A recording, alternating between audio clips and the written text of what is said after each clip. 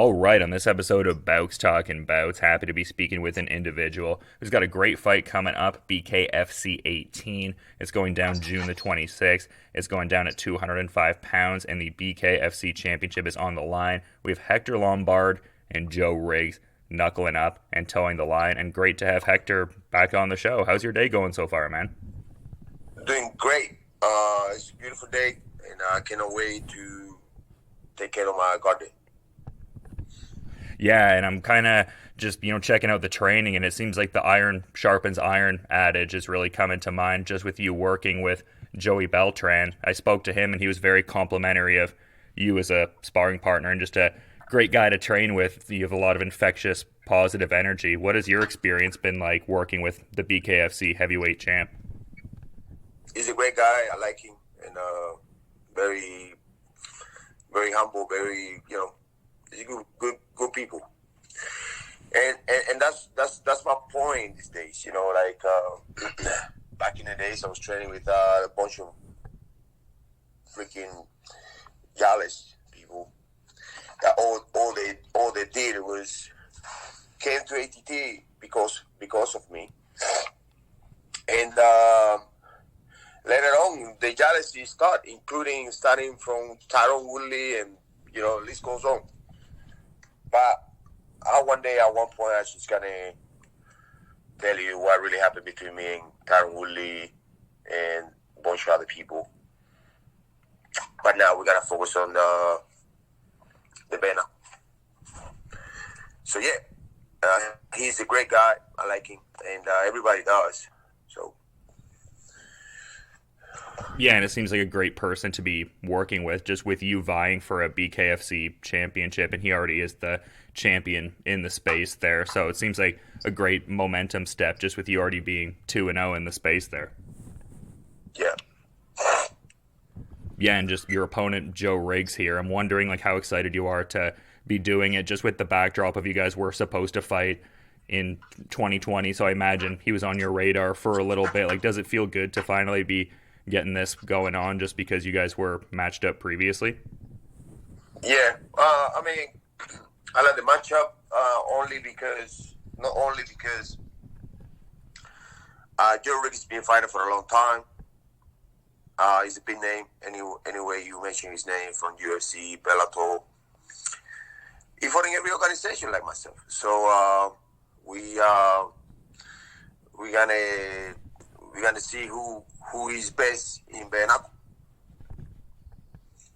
Yeah, this seems like one of those fights that could have happened over the years for sure, just with you guys both being in mixed martial arts and stuff like that. So I imagine there's a level of mutual respect heading into this one, just with both of you being so aware of each other's deep records and everything like that. Yeah, but I won't have no respect for him when it comes to to the fight. And obviously he won't have respect for me either. So we're gonna get in there. We're gonna fuck each other's up, and whoever's best is gonna win.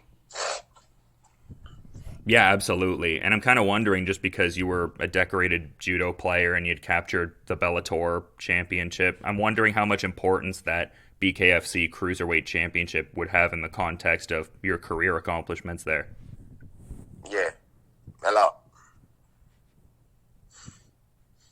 Yeah, yeah, I guess they each have their own significance in their own way. I guess you can't really kind of weight them against each other. It's just this is. Think about it.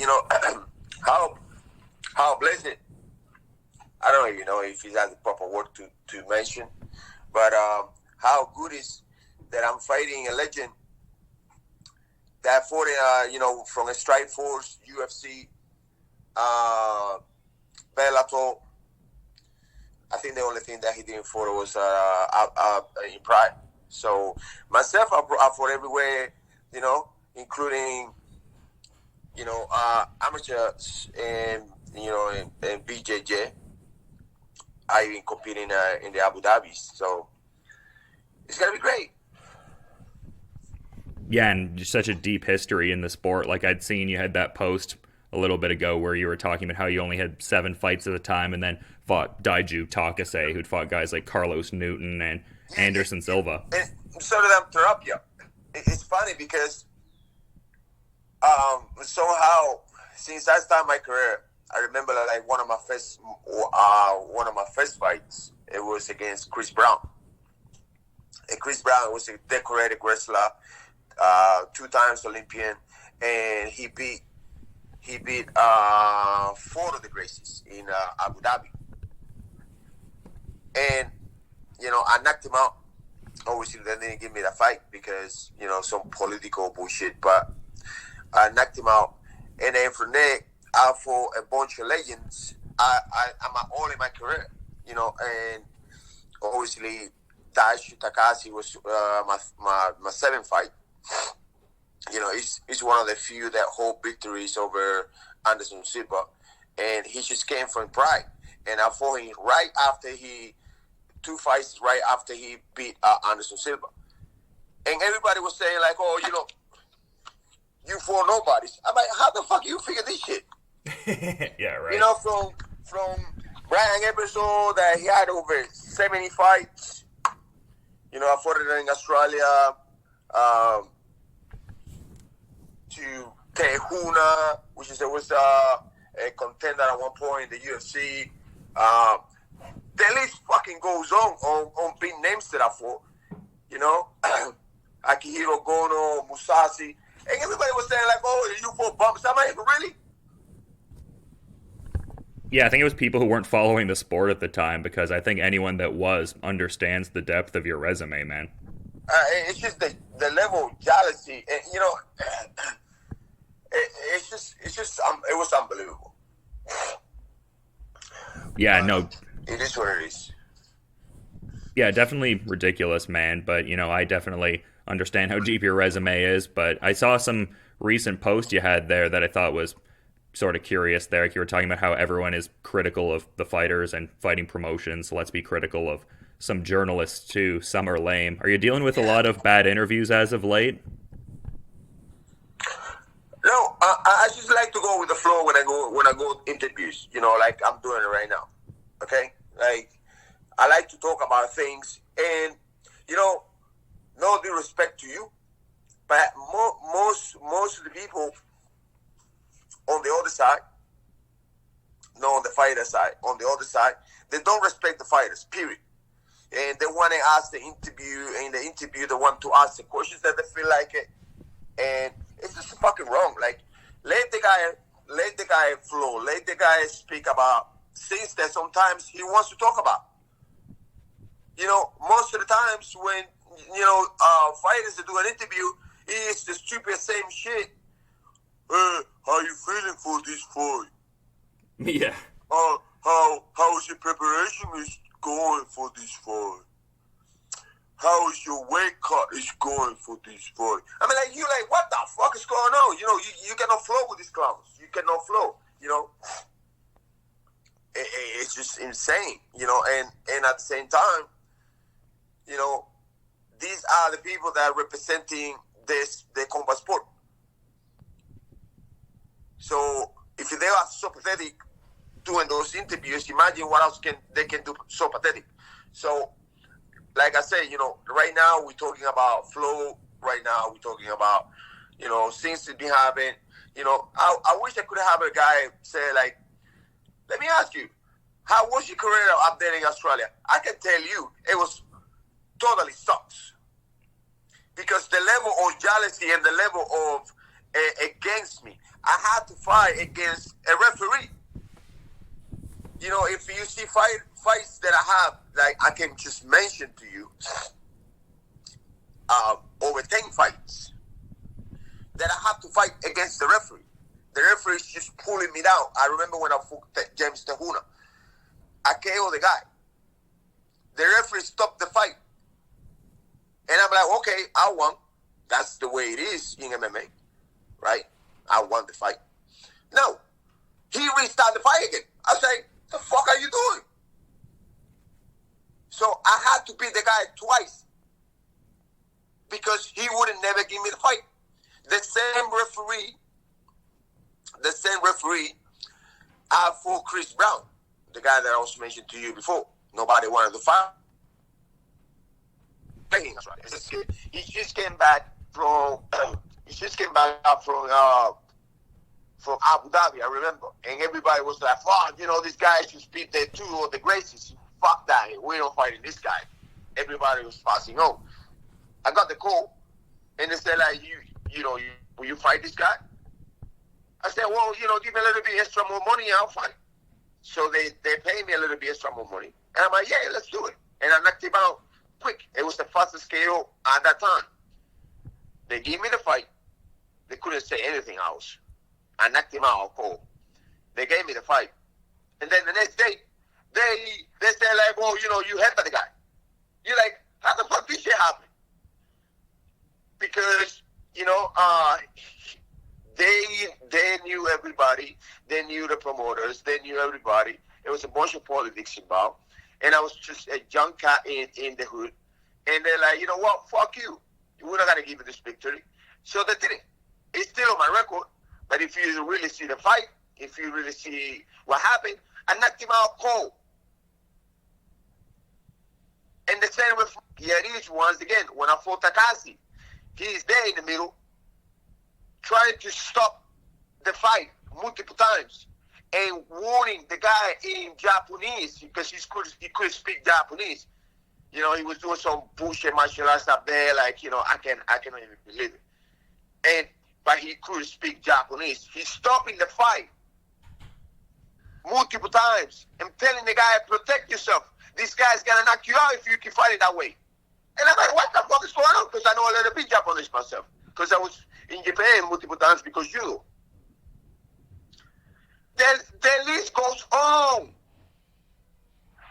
Yeah, and that's interesting perspective because I think some people look at your resume and they're like, oh, he fought for Pride, he fought here, he fought in all these different organizations, but just different instances of you not getting the fair shake there. So definitely a bummer to hear. Like, do you feel like with your time in BKFC so far, you've been given a fair platform to express yourself as a combatant where those kind of issues haven't popped up? I mean, I always gonna have this, stupid politics wherever I go. I don't know what it is. Like, like I said, how the fuck you don't like me? What I done to you that you don't like? And this is the same bullshit that everybody has. Oh, we know that he's a cocky guy, so whatever. I mean, that shit doesn't make sense. How can you just don't like a guy because just the way the guy looks? Maybe because I'm buff, or maybe because I haven't disrespect you. I haven't talked too bad about you. I haven't done anything. I haven't fucked your wife. But yeah, I don't like this guy. You're like, really? But, tell me why? Just because they just don't like. Yeah, no, it's just disappointing to hear because I saw you had that post recently where you'd almost lost your ear due to the cauliflower infection. It's like you're giving so much to this endeavor and you got to deal with that BS. It's funny because people should have a little bit more compassion, and this is something that I posted a long time ago, but it was nothing about into the fighting. But I'm posting about my ear that I was so close to lose my ear, and then you see tickets writing fucked up comments in my page. I'm like, dude, this is not the right post to write some bullshit about whatever. So here, man, I gotta go and block you, motherfucker. I never fucking want to see you ever again.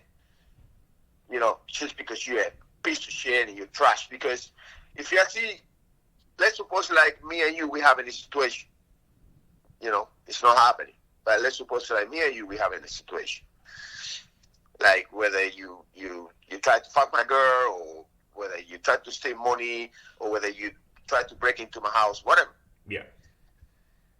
If tomorrow I see on internet that you got run over, you in the hospital, I would never got it right. Like, you a piece of shit, you trash, you fucking broke into my house, you motherfucker. All I gotta do is like, fuck, man, I hope this guy gets better. Even if you broke into my house, and this is just a hypothetical, example that I'm putting up there. But there is people that they would say like, I wish you fucking die, you piece of trash, you broke into my house, you fucking died, clown. So, I don't want to have that in my life, and this is what I said to you. I said to my trainer the other day. There is people that don't make me feel comfortable. And when that happens, I will be out. So let's keep the flow. Let's keep but I just don't want people that I don't feel comfortable around me. Because I don't want to get that energy back again, like when I was at ATT out, for example. It was so much jealousy, and it sucks because I really, really love the owner. Dan Lambert is one of my favorite people. But I don't know, the jealousy over there was so fucking intense. Remember, I was one of the first champions that ATT ever had.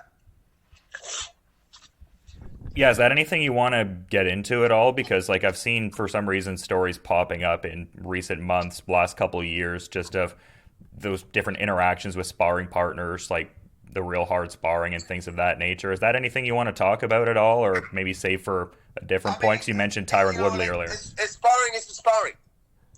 And, and something that happened to me, like sometimes I would have gone and spar.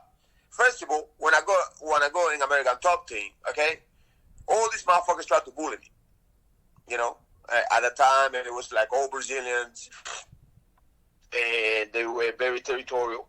So I came there and I sparred them all, but they want to bully me. And little by little, they slowed down and they separated themselves from me, but we weren't cool no more. So we couldn't be cool if you don't try to bully me. You don't gotta beat me up in sparring. I don't gotta let you to fucking do it. And I'm gonna let you to fucking, try to bully me. Period. I die first. So, from there we moved. I moved into, you cannot even be around this guy. This guy is bad. So they already created a bad name because they couldn't bully me. They couldn't. So they create a separation towards me. Make sense what I'm saying? Yeah, and just an interesting experience because, like I was saying, even just a bit earlier, Joey Beltran was really enjoying the experience of sparring with you. So it's kind of curious. It's like obviously some people enjoy the work and enjoy the pace you put up and stuff like that. So I don't know. Yeah, just a curious situation. Yeah, me and Joe, we train hard. Me and Joe, we train hard. But we don't try to kill each other. But if you try to kill me, I'm going to try to kill you back too. And then it's fucking whatever. I can care less. It shouldn't be a mutual respect. You know what I'm saying? Something that we enjoy, we have. But it wasn't like that before. So, for example, the last guy that I broke his jaw, he's just throwing knees at me and shit. I'm like, dude, I got a fight coming up in 2 weeks. And I'm seeing you throwing knees and shit. So when I fuck you up, he's going too hard. I said, you shouldn't stop throwing knees and shit. And then everybody's just making their own adjustment. Oh, well, you know how Hector is, blah, blah.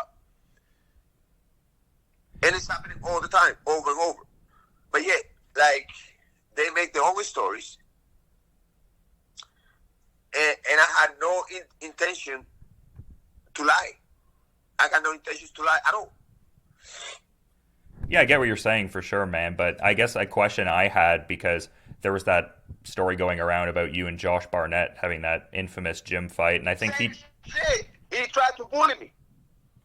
But I guess what I was going to ask though is I'd seen he had a bare-knuckle fight in Poland, I believe it was. Is that, and I believe you called for a fight with him post an MMA fight you'd had. Is that a fight you would like to have in bare-knuckle at some point in the future, perhaps one against Josh Barnett? For sure. I mean, listen. Obviously, he understood that, he was on the road. But I stayed mad because I left that gym. I left that gym because he obviously had control over the guys. So, and then nobody wanted to train with me because if you train with me, you gotta pissed off me. So you know what? I said to myself, you know what? Better off, I'm out. I'm gonna just drive myself to Florida and call it a day. And that's what I did. And to be honest, that was the best thing ever happened to me because I truly love Florida. But I was cool with it. But the minute that he couldn't kind of like impose his will with me, that was the problem. Then I was strong and jacked, and I was like a fucking killer machine at the time. I didn't have no pussy in bout. I was no bout with no pussy. This is what happened, at the end of my career, like getting involved with pussy. She got me fucked up. I was just focused on train, and fuck people up. And he go, let's go. I said, let's go. I fucked him up. He can say whatever he like. I fucked him up, broke his nose, fucked him up. He quit. He said no more. And I'm like, all right, I know she's gonna keep pushing, if you don't want no more. But he quit. I make him quit. And a lot of people say, oh, look at you, sir. Look at you, sir. I can care less. I'm telling you facts. He quit. I made him quit.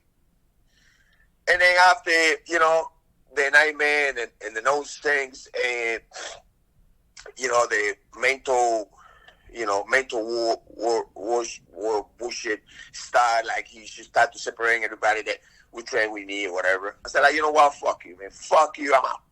And I grabbed my car, and I remember that I was leaving with my friend, Armando. We had a beautiful house. We were sharing the beautiful house. And I said, like, I had money at the time. I had a ton of money at the time because I came from Australia. I just sold my business in Australia. Besides that, I sold my business. Bellator wanted to sign me, and Bellator paid me $175,000. Plus, just to sign, signing bonus. Almost 200,000 just to sign. They send the money. They advance the money. But besides that, I sold my business in Australia, and I always cash. I had a lot of cash. So I said to my boy, listen, this rent is paid for 2 years. Keep the furniture, keep everything there, keep everything. I'm out. I jump my car, boom, Florida, baby. And I've been living here since. And that's the best thing I ever done. So thank you, George Barnett. Thanks to you, I'm here. In a beautiful sunshine state. You see what happened with this freaking coronavirus up there. These motherfuckers are fucked up. Yeah, just being in Florida and just with this card being in Florida, I imagine you're quite euphoric, right? I mean, that's amazing, right? And I don't want to get into politics and bullshit because, to be honest, I can care less about it. That's another thing that a lot of people thought, I'm a Trumper. Listen, I can care less about Trump, or I can care less about who and that. What pissed me off was the lies. It was a bunch of lies, created about the guy. And it pissed me off, they was just talking so much lies, like, oh, he's a racist. I said, no, the guy's not a racist. The guy's not a racist. There's a bunch of people that are racist, and they don't be called racist. So I was always pissed off at lies, and that's why I was just kind of coming up and, just addressing, because I hate when injustice happening. I really hate when injustice happens because I went through it since I've been a kid. So, yeah, no, you got to speak your piece, man. I totally get where you're coming from, but I kind of thought to ask this just as a topical question. Like, I saw you posted a video of Dave Feldman posted up at that Floyd Mayweather versus Logan Paul fight, and I kind of noticed him in the back too, so I thought that was interesting. But what did you think about not even just his involvement with it there, just being featured, but just like the broader spectacle of the whole thing? Well, David Feldman is a businessman, first of all, and he has to do He has to do things that you got to provide his company, a better contact, a better, you're a businessman. He's a businessman. So whatever he does for his company and for his brand, that he can accelerate the process, I'm cool with that. Obviously you would do too. You know what I'm saying? And if you want to get to me, who is who in any area when it comes to media, when it comes to network, when it comes to whatever sponsorship, if you wasn't there, you missed it because everybody was there. Yeah. So you have to be where the bread is. The bread is over there. You got to go where the bread is at. Yeah, absolutely. You get what I'm saying? You get what I'm saying? Yeah, totally. It was just good to see that kind of representation with BKFC on that kind of scale. Like, it was good to see that he was involved with something that was, drumming up so much business, I thought. Yeah, he came from boxing too. So, yeah. It's got deep connections in boxing. So, and let's face it, I've been telling a lot of people, stop saying like boxing against MMA. Who the fuck came out with that bullshit? I want to ask you. I want to ask you a question. Go ahead. Yeah. Is that was Jay Paul or fucking Ben asking for to get support because he felt lonely? Because they started that bullshit. And my question is like, I want to know who started that bullshit, because I remember, I've been one of the very first that started with me. I remember like the first thing that we have to learn to do is boxing. So when you are in MMA, you have to learn boxing first. When you are an MMA fighter, you gotta learn boxing first. So I don't know who came out with, boxing versus MMA. You're like, what the fuck is this shit? What a stupid. First of all, MMA is the mix of every combat sport together. So right now, if you are MMA, you have to know boxing, BJJ, all that crap. Yeah, I don't know who started that whole narrative. It seemed like that was a narrative Jake Paul was kind of, throwing gasoline on the fire of to kind of drum up some interest in the fight, which, I mean, you got to do what you got to do to drum up the interest, but it's like, it's a boxing match. It's like, especially with a guy like Ben Askren, who's mostly a wrestler, a lot of his tools are not even at his disposal in that kind of framework. Yeah, I mean, it's stupid.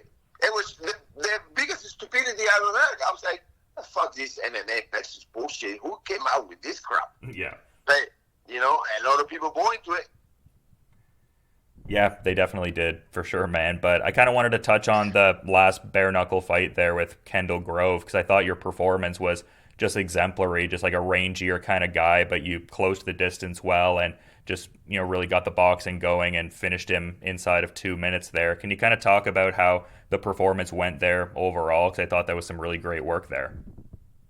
Yeah, obviously I have big respect for Kendall Grove. Me and him, we're going back. And, obviously he's a legend himself. First guy that won the first or the second, something like that. Won the ultimate, the tough. I think that was the third season, actually, yeah. Okay, you're right. And, same thing, he fought in a bunch of different organizations. This is what I like. I like to fight people like that. Oh, yeah. They have a name. You say, like, I'm fighting who? They say, who? Kendall Grove. Oh, yeah, I remember him. I'm fighting who? Joe Ricks. Oh, yeah. This is what I like. So, yeah, I just don't think like he knew how to use his range. when it comes to bare-knuckle because he's so tall, but he doesn't know how to use his range. So I capitalize on that. Yeah, no, I mean, a different range in bare-knuckle for sure, man. But I kind of wanted to quickly get your thoughts on this. You've been great with your time, but I just wanted to, quickly get your thoughts on the bare-knuckle MMA that's been popping up with Jorge Masvidal being involved with, his Gamebred FC promotion. I mean, you're obviously experienced with both of those disciplines. What do you think about bare-knuckle MMA? That's the dumbest thing I ever seen in my life. You're not a fan? Listen, I'm an all in the game, and believe me, you haven't seen it, but you will see it. And I tell a lot of people, that's why they call me, dude, you are the smartest man I ever met. This is what's gonna happen, okay? They're gonna just deep. They just gonna swim. They just gonna like dive into grapple. And the fight's gonna be boring as fuck. All of it. Because take a look. Bare-knuckle, the good thing about bare-knuckle, you cannot grapple. So you're forced to fight. Right? Yeah. You are forced to fight. So you gotta get caught, or you gotta get KO, or whatever it is, but you're forced to do it. You are forced to do it. If you give me a chance to not do it, I will do it. So if I can grapple, I will fucking grapple. And that's what they're gonna do. Everybody. They're gonna just grapple the shit out of each other. Yeah, that's intriguing insights. I just thought to get your opinions on that because, like I said, experienced in a myriad of disciplines. To be honest, I wish you well, but it's just like, it's impossible. It's just like, look, listen, who can tell you? Even, they try and they couldn't. Who can tell you cannot provide for your family? Who? You have to. How are you going to eat? You got it. So it's the same. Like you in the fighting game.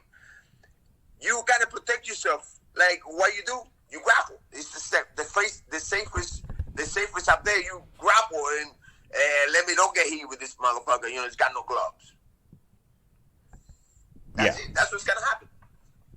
It will be boring, but I wish him all the best. Yeah, I definitely get what you're breaking down there, but like I was saying off the top, I mean, busy guy, busy schedule. I want to be mindful of that. So, is there anything you maybe want to add as a parting thought as we're wrapping things up, Hector? Yeah, I like this interview. I could talk about a bunch of shit that I couldn't in other people, and other people how you call it, like channel or other people podcasts or other people. I couldn't. They would be. What do you think about Colagella? You're like, what the fuck you asking me for Colagella here? I'm talking about MMA. Yeah. Right?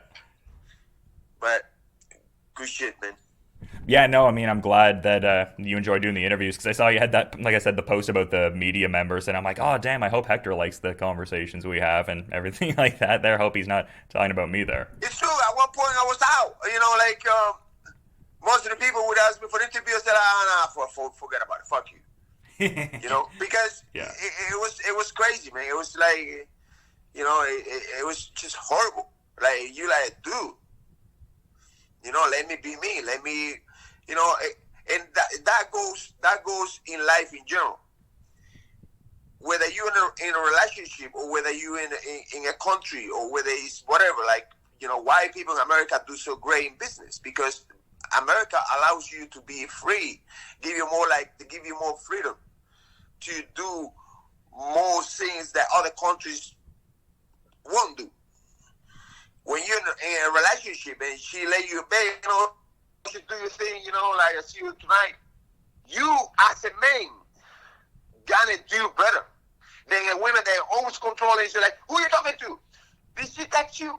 Did she send you an email? Why is she liking your pictures on Instagram? Yeah. Why is she? You're like, oh, you want to die. So, the thing is supposed to be open and free and let the people, know you because you let me. But other people that do interviews, let them open up and let them flow with it. And you flow with it. And the shit goes natural. Yeah, well, I've had you on the show a few times, man, and I always enjoy getting your insights. It's an awesome time for sure, and this is going to be a great fight here on June 26th, BKFC 18. We got that cruiserweight championship on the line. You guys coming? I mean, I'm up in Canada, so the travel dynamics are a little complicated for me, unfortunately. That's exactly what I was saying. Like, people in Canada are fucking miserable. Like, you got the government that just fucking want to control you, tell you what to do. You like, fuck you, let me be me. Yeah, it's definitely a rough go, man. Hopefully things will start improving. It's a little dicey. I definitely would love to be there in person, but yeah, it's going to be a great show in Miami there, man. It's going to be an awesome time. I think you're going to get well received by the, Florida compatriots that you've been settling in with there. Yeah. But I always appreciate the time, man. Like I said, let you get back to your busy schedule there, but always good chopping it up a little bit. You enjoy the rest of your day, Hector. You too, bro. Thank you.